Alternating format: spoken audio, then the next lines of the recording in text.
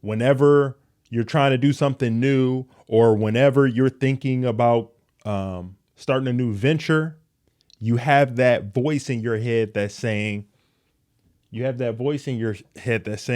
no means no. You're going to lose your money, or it's not going to turn out the way you should. Just play it safe. You should just stay in this position that you're in. That is there for a reason, but it hinders you. It really does. So I want to put you in the right mindset to be great with this content. So let's keep going. It indicates here also, but even when these thoughts lack a rational basis, we still sometimes allow our anxiety to prevail. Instead of thinking about what could be when we take a risk, we focus on what if. What if it goes wrong? What if I'm not good enough? What if I don't have what it takes? What if I'm not charismatic enough? These are all things that we rationalize about why we're not where we need to be. I have these thoughts. I'll put it on me. I have these thoughts at times, especially when it comes to doing something like content creation, which is delayed gratification. I'm not adverse to this. That's why it's resonating with me. I hope it's doing the same for you. But what I want to encourage you, and what I want to say is, these feelings and these thoughts that you're having is natural. They're there for a reason. We want to be secure at times, and it can be scary to take risk. But if you want to have an exceptional life and to have exceptional outcomes, you're going to have to take risks, because think about it like this. If always doing something safe, always going the safe route, you would never be an outlier. Everybody would do it. There's nothing exceptional about being safe. All right. There's a way to take calculated risk. All right. That's what I want to give you. I want to give you that type of mindset. Sorry if that bumped there. Let's continue. But risk, it says, risks don't have to be reckless. And while avoiding all risk might seem like a smart way to manage anxiety, in the long run, playing it small is the perfect recipe for depression. What's that saying that they always say? What is the definition of insanity? Right? Doing the same thing over and over again and expecting a different result, right? You keep doing the same thing over and over again and you're expecting a different result. Foul on the play.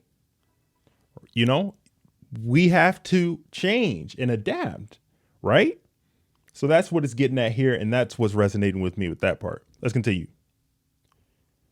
The problem is that we often base our decisions on emotion rather than logic. We incorrectly assume that there's a direct correlation between our fear level and the risk level. I'll say that again. Let's rewind it. The problem is we incorrectly assume that there's a direct correlation between our fear level and the risk level. Does that make sense to you? We get in our own way. I get in my own way at times. That's why I know this is true. That voice in your head is there as a protection mechanism, as a survival mechanism to protect you from going too far. Some people take risks that are foolish. Okay. An example of that is somebody who's addicted to gambling. They win a lot of money, but they also lose a lot of money. They don't have the discretion to not lay it all, put it all on black on roulette. We all know a person that's like that. They are not taking calculated risk if they're addicted to the thrill and the rush of gambling. But that's not what we're talking about here and in this context. What we're talking about here is having a mindset where you're not afraid to fail. You're not afraid to fail because you know you will bounce back from it. That's a completely different thing entirely. Bear with me here. So let's continue. It also says, whether you are afraid to take a big leap with your career or you're terrified to take a small social risk, like inviting an acquaintance out for coffee, learning to take healthy risks can open new doors and improve your life. It can improve your life. Because you know something? If you're around somebody that's not afraid to take risks, that person is more charismatic, naturally, more confident. Okay? People who are risk takers are more confident because they're not afraid of rejection. They're not afraid of things that a lot of people are uptight about. You want to be around people like that. Okay? So let's continue. It also indicates here, sometimes you need to take risks, challenge yourself, and try harder at things if you want to grow stronger and become better. If you want to come stronger and become better, you have to challenge yourself. Of course, not all risks are good risks because we talked about it. They need to be calculated risks to truly improve. Not just the risk that feel good right now. And then it goes into a little bit more here. You need to be able to balance your emotions with logic. You need to be a logical and rational person. Okay? And it gives some examples here. It says, too often we think our fear is directly related to the level of the risk.